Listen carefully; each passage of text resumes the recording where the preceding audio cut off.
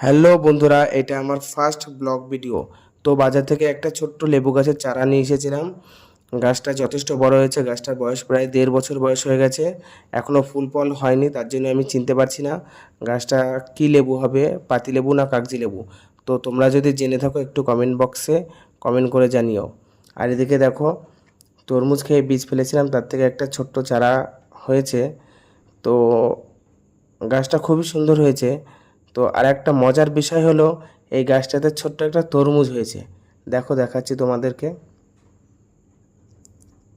এই দেখো, এই দেখো, এই দেখো, কাছ থেকে দেখাচ্ছি। দেখো কত সুন্দর হয়েছে। তো তরমুজটা কেমন হয়েছে একটু তোমরা জানিয়ে দিও কমেন্টে। আর এইদিকে দেখো, একটা ড্রাগন গাছ লাগিয়েছি। তো ড্রাগন গাছটাতেও এখনও ফুল ফল আসেনি, গাছটা যথেষ্ট বড় হয়েছে।